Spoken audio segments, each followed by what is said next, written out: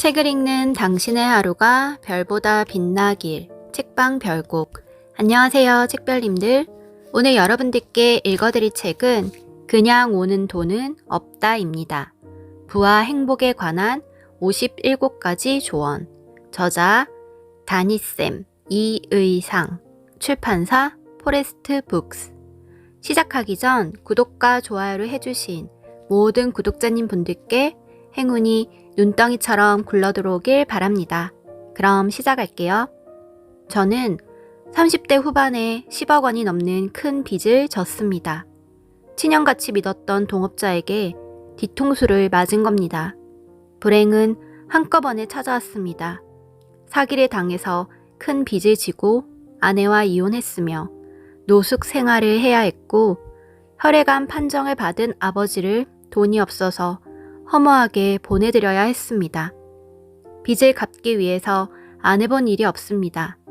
하루 3시간씩 자면서 투잡, 쓰리잡을 뛰다가 쓰러져 응급실에 실려간 적도 있습니다. 아무리 노력해도 빚을 갚기는커녕 이자만 쌓여갔습니다. 삶은 조금도 나아지지 않았습니다. 39살에 한 평도 안 되는 영등포 쪽방에서 자살을 시도하기도 했습니다. 그리고 깨달았습니다. 열심히만 살아서는 이 상황을 극복할 수 없다는 사실을. 해결 방법을 찾아야 했습니다.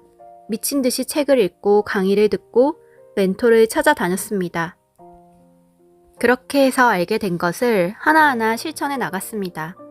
오래지 않아 빚을 다 갚고 어느 정도의 재산을 모을 수 있었습니다. 그때를 되돌려보면 제가 특별한 비법을 알아서 짧은 시간에 큰 돈을 번 것은 아니었습니다. 묵묵히 그리고 꾸준히 매일 한 걸음씩 나아갔을 뿐입니다. 그러자 한꺼번에 보상이 찾아왔습니다. 그때부터 지금까지 13년 넘는 시간 동안 삶을 고민하는 수많은 사람을 대상으로 매일 상담과 컨설팅을 해왔고 수천 번의 강의와 세미나를 진행했습니다. 이렇게 만난 분이 10만 명이 넘습니다. 중년들의 고민과 걱정을 어느 누구보다 잘 이해하고 있고 해결 방법도 어느 정도는 제시해 드릴 수 있게 되었습니다. 인생은 선택의 연속입니다. 그 선택이 나의 미래를 결정합니다. 부와 행복은 결국 선택의 문제이니까요. 저 역시 그때 그런 선택을 했어야 하는데 하고 후회하는 일이 많았습니다. 또 수없이 많은 실패를 경험했고 실수도 되풀이했습니다. 그 과정을 지나면서 작은 깨달음을 얻었습니다. 나와 같이 잘못된 선택을 하지 않고 여러분이 좀 더 나은 선택을 할 수 있도록 이 책을 통해 작은 경험을 나누고자 합니다. 챕터 1. 미래는 오늘 내가 한 행동들의 합이다. 돈을 만드는 노력은 따로 있다. 성공한 사람들의 단 한 가지 특징. 한 달 전 27살의 특별한 청년을 만났다. 내가 운영하는 영상 플랫폼 인생 이막 클래스에 강사를 제안하기 위해서였다. 내가 제안한 강의 콘텐츠는 누구나 집에서 쉽게 돈 버는 방법이었다. 젊은 나이에 어떻게 이 분야 전문가가 되었어요? 내 물음에 그가 머리를 긁적이며 대답했다. 사실 대학에 다닐 때 용돈이 늘 부족해서 시작하게 되었어요. 용돈이 부족해서요? 네, 공부는 해야겠고 시간 내서 아르바이트 하기는 힘들고 해서 방법을 찾은 거죠. 궁하면 통한다고 온라인으로 돈 버는 방법을 미친 듯이 찾아서 연구하고 적용했어요. 정말 궁해서 통했군요. 그는 공부를 하면서 시간을 많이 빼앗기지 않고 할 수 있는 온라인 부업을 찾았다. 찾는 것으로 그치지 않고 자신에게 맞게 적용해서 바로 행동으로 옮겼다. 그리고 많은 돈을 벌었다. 지금은 자신이 알게 된 재택 아르바이트의 노하우를 유튜브를 통해 공유하고 있다. 취업은 안 하실 건가요? 내 물음에 청년이 답했다. 처음엔 취업을 목표로 공부했는데 지금 웬만한 대기업 직원보다 훨씬 많이 벌기 때문에 딱히 취업 생각은 안 합니다. 그럼 앞으로 이 분야에 계속 파고들려고요? 지금 유튜브를 통해 다양한 사업 제안이 들어오고 있어서 계속 해보려고요. 대단합니다. 다니쌤님 동영상 플랫폼에도 동참할 수 있게 되었잖아요. 지금 참 좋습니다. 앞으로 어디까지 성장하실지 기대가 됩니다. 멋져요. 부족한 용돈을 벌기 위해서 시작한 아르바이트가 그의 사업 아이템이 되었다. 현재 다양한 곳에서 그의 노하우를 원하고 있고 그는 온 오프라인을 통해 강의를 하고 있다. 그 외에도 다양한 사업을 펼치고 있다. 중고등학교에서 치열하게 공부해 대학에 진학한다. 대학에서는 학과 공부보다는 취업 공부에 몰두한다. 대학 생활은 취업을 위한 준비 기간이 되었다. 그러나 원하는 기업의 취업 문턱을 넘기 힘든 것이 현실이다. 이러한 고난과 시련을 청년 세대 누구나 겪고 있다. 중요한 것은 시련과 고난을 대하는 태도다. 예전에 본 책의 문구가 생각난다. 중요한 것은 당신에게 생긴 일이 아니라 그 일에 대한 당신의 반응이다. 부동산으로 100억대 자산가가 된 여성 CEO가 있다. 그분의 성공 스토리를 간단하게 옮기겠다. 그녀는 20대 중반에 결혼했다. 행복한 결혼을 꿈꾸었지만 지옥을 경험해야 했다. 남편은 알코올 의존증과 도박 중독이 심했다. 게다가 거의 매일 반복적으로 폭력을 휘둘렀다. 10년 가까이 그렇게 살았다. 더 이상 참을 수 없어서 30대 중반에 이혼하고 월세 20만 원짜리 반지하 방에서 아이와 생활했다. 사회생활을 한 번도 해보지 않았던 그녀는 살 길이 막막했다. 조그마한 분식집이라도 차리고 싶었지만 당장 하루하루 끼니를 걱정해야 할 판국에 그럴 돈이 없었다. 식당에 일자리를 소개받았지만 거기에서 나오는 수입으로 아이를 키우며 생활하기가 너무 벅찼다. 그녀는 사방팔방으로 살 길을 알아보다가 자금 투자 없이 할 수 있는 어린이 도서 전집 영업을 시작했다. 1년이 안 되어 영업 조직대에서 판매 1위를 했다. 그러던 중 책을 구입한 부동산 중개업소 사장으로부터 같이 일하자는 제안을 받았다. 그렇게 부동산 중개업에 뛰어들었다. 새로 시작한 일에 빨리 적응하고 자리 잡기 위해 매일 3시간만 자면서 배우고 또 배웠다. 부동산 중개업을 시작한 지 1년도 안 되어 한 달 수입 1,000만 원을 넘겼다. 그곳에서 2년 동안 일한 뒤 분양 사업을 시작했다. 분양 사업으로 승승장구해서 5억 원 정도를 만든 그녀는 부동산 신축 개발 사업에 뛰어들었다. 그리고 100억대 자산가가 되었다. 이렇게 짧게 이야기해서 별다른 일이 없었을 것 같지만 그녀는 100억대 자산가가 되기까지 숱한 고난과 시련을 겪어야 했다. 보통 사람이라면 진즉에 체념하고 포기했을 것이다. 그러나 그녀는 자신에게 닥친 시련을 태하는 태도가 남달랐다. 시련을 오히려 기회로 받아들였다. 처음 전집 외판원을 할 때도, 부동산 중개업을 할 때도, 분양 사업을 할 때도, 신축 개발 사업을 할 때도 사방이 벽이었다. 그러나 그녀는 포기하지 않았다. 자기 앞을 가로막은 벽을 넘기만 하면 새로운 세상이 열릴 것을 믿었기에 자신의 모든 것을 걸고 도전했다. 우리는 살아가면서 수없이 많은 시련과 고난을 만난다. 중요한 것은 그때 그것을 대하는 태도다. 그 태도가 미래를 결정한다. 태도는 오로지 내가 선택하고 결정한다. 그리고 그 결과 역시 나의 책임이다. 직장인이 아니라 직업인의 길을 선택한 27세 청년도, 불우한 현실에 주저앉지 않고 100억대 자산가가 된 그녀도 자신이 닥친 문제 앞에 굴복하지 않고 그것을 오히려 기회로 삼는 태도를 보였다. 그 태도가 그와 그녀를 성공으로 이끌었다. 그렇다. 내 앞에 어떤 문제가 닥쳤을 때 그 문제를 대하는 삶의 태도가 내 미래를 결정한다. 당신은 어떤 삶의 태도를 선택할 것인가? 챕터 2. 내 인생 최고의 파트너는 바로 나. 어떻게 내 안에 숨은 힘을 꺼낼 것인가? 내 나이 55살. 나이 드는 게 좋은 3가지 이유. 지금 행복한가요? 10년 넘게 은퇴와 관련한 상담을 하면서 다양한 사람을 만났다. 안고 있는 고민과 문제도 참 여러 가지다. 올해 초에 내담하러 오셨던 분은 수익과 관련한 고민을 털어놓았다. 강남에 집 한 채 있고 마포에 한 채랑 작은 건물 하나가 있는데 월세가 500만 원밖에 안 나와서 고민입니다. 최소 1000만 원 이상 임대 수익이 필요한데 말이에요.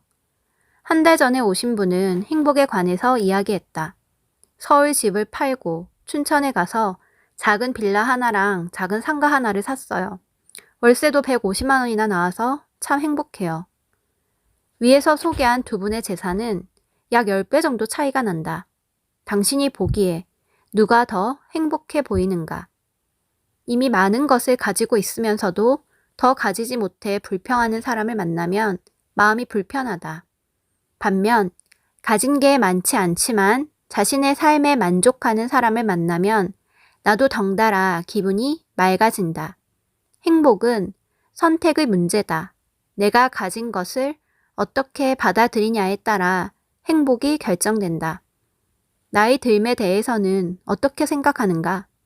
대체로 긍정적이기보다는 부정적인 시각으로 바라볼 것이다. 실제로 우리나라 자살률은 OECD 국가 중에서 가장 높은데 나이가 들수록 자살률이 급격하게 높아지는 특이한 현상을 보인다. 우리나라 사람들이 나이를 먹을수록 우울감이 커지고 사회적으로 고립된다는 뜻이다. 그런데 나는 나이가 들어가는 게 참 좋다. 나이를 먹을수록 더 행복하다. 생각을 조금만 바꾸면 누구나 지금보다 더 행복하게 살 수 있다. 내가 처한 상황과 현실에 대한 시각을 조금만 바꾸어 보자. 내가 나이가 들수록 행복한 이유는 3가지다. 당신도 잊고 있던 행복을 내 것으로 만들기 바란다. 첫째, 삶이 평온하다. 20대, 30대, 40대에는 참 많이 방황했고 마음고생도 많이 했다. 갈팡질팡했고 크고 작은 유혹에 흔들렸다. 욕망이 가득해서 불만도 많았다. 이제 50대 중반에 이른 나, 중심이 조금씩 잡혀간다. 세상의 유혹에 덜 흔들린다. 욕망이 줄어든 만큼 불만도 줄었다. 그래서 나이를 먹을수록 평온함을 느낀다. 덜 흔들리는 지금의 나이가 참 좋다. 둘째, 삶이 투명해졌다. 나이가 들면 체력이 조금씩 떨어진다. 체력이 떨어지면 열정이 줄어들고 할 수 있는 일도 줄어든다.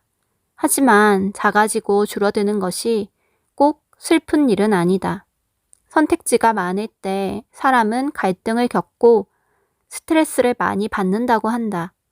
나이가 든다는 것은 선택지가 줄어드는 것이다.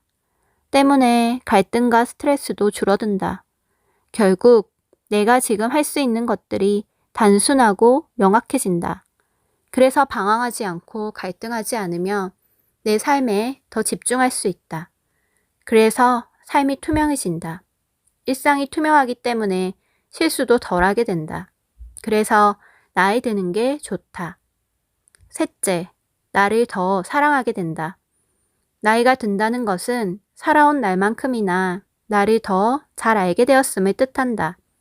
내가 좋아하는 옷, 음식, 사람, 음악, 영화, 운동, 내 취향, 나의 성향, 흥미로운 것들, 나를 더 잘 알기에 나를 더 사랑할 수 있다.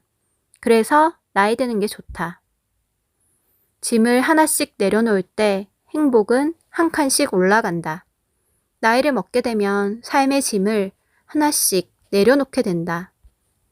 50에서 60대가 되면 자식들도 다 커서 자기 앞가림은 한다. 부모로서의 짐을 어느 정도 내려놓을 수 있다. 인간 관계에서도 짐을 하나씩 내려놓는다. 사회생활을 하다 보면 상사, 동료, 부하 직원, 거래처 직원 등 싫은 사람들과도 어울려야 한다. 먹고 살기 위해서 어쩔 수 없이 해야 하는 선택들이었다. 은퇴하면 더 이상 싫은 사람을 보지 않아도 된다. 나에게 맞는 사람을 선택해서 만날 수 있다. 어머니는 사교성이 좋다. 예전에는 어머니 수첩에 적혀있는 친목회 회원의 이름이 100명을 넘었다. 모임에 나가서 사람들과 어울리면 즐거운 일도 많지만 시기와 질투, 미움도 생겨나기 마련이다. 모임에 다녀오셔서 불그락 푸르락 할 때도 덜어 있었다. 80을 넘기신 어머니는 이른을 넘어서면서부터 친구를 많이 내려놓으셨다.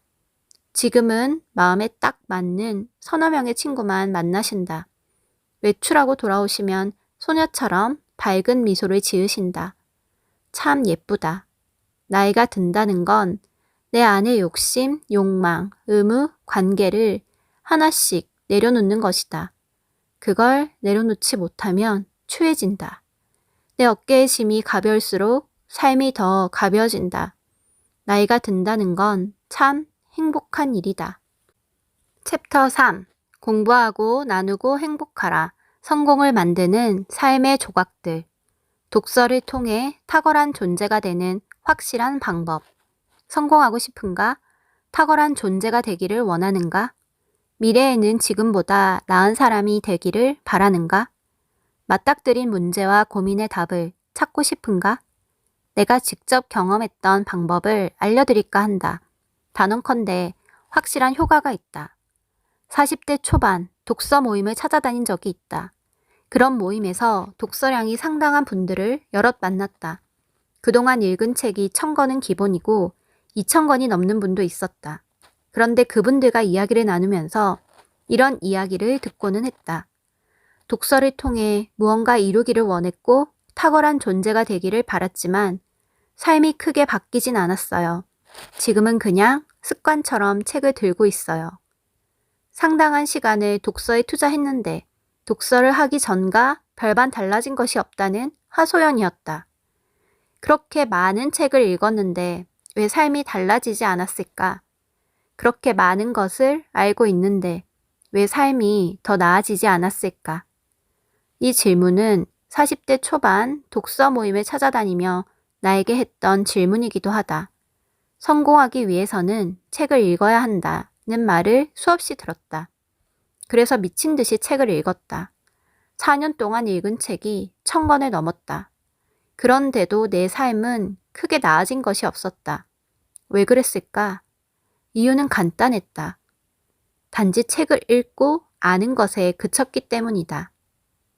현실은 시험이나 퀴즈가 아니다. 성인 이후의 삶에서 많이 아는 것이 반드시 도움이 되진 않는다. 아는 것을 행하여 좋은 습관을 쌓는 행위가 우리의 삶을 윤택하고 행복하게 만든다. 아는 것이 힘이다라는 말이 있다. 앞에서도 이야기했지만 나는 이 말을 조금 다르게 표현하고 싶다. 아는 것이 힘이 아니라 아는 것을 행동하는 것이 진정한 힘이다. 책을 많이 읽어서 아는 것은 많아졌지만 그것으로 끝이었다. 그렇게 많은 책을 읽고도 나아지지 않은 이유였다. 그래서 독서 5년차부터는 방법을 바꾸었다. 독서를 통해 알게 된 아주 간단한 것이라도 행동으로 옮기기로 결심했다. 이제부터 책을 읽은 뒤에 알게 된 가장 쉽고 간단한 것이라도 행동으로 옮기자. 한 권의 책을 읽고 하나의 작은 행동과 습관을 만들어갔다. 한 권의 책을 통해 하나의 좋은 행동을 하고 그것이 차곡차곡 쌓이도록 했다. 굳게 마음 먹고 어렵게 시작했지만 중도에 포기한 것도 많았다. 그렇지만 아직까지 내 삶의 습관으로 자리 잡은 것들도 제법 많다. 그렇게 하나씩 쌓인 작은 습관들이 모여서 지금의 나를 만들었고 또 만들어가고 있다. 일상이 모여 내 인생이 된다는 말이 있다. 여기서 말하는 일상이란 내가 매일매일 하는 행동을 말한다. 그런데 내가 하는 행동들의 90% 이상은 나의 습관에서 나온다. 좋은 습관이 좋은 인생을 만드는 것이다. 좋은 책을 통해 좋은 습관을 찾고 그것을 행동으로 옮겨보라. 그 작은 습관들을 하나씩 쌓아보라. 그러면 머지않아 그 습관들이 내 삶에 작은 기적들을 가져온다. 성공하고 싶은가? 탁월한 존재가 되기를 원하는가? 미래에는 지금보다 나은 사람이 되기를 바라는가? 독서를 통해 더 나은 미래를 만들고 싶은가? 그렇다면 이것 하나만 약속하자. 한 권의 책을 읽고 하나의 행동을 하겠다고. 포기하지 않고 지속해서 나의 습관으로 만들겠다고. 작은 습관, 좋은 습관을 100개 만들어 보겠다고. 그렇게 쌓인 작지만 좋은 습관들이 기적을 만들어낸다. 당신이 성공하도록, 탁월한 존재가 되도록, 더 나은 미래를 만들도록 이끌어준다. 여기까지 오디오북 잘 들으셨나요? 더 자세한 내용은 책을 구매해서 읽어보시기 바랍니다. 그럼 편안한 저녁 시간 보내시고 다음 영상은 수요일이에요. 수요일에 만나요. 감사합니다.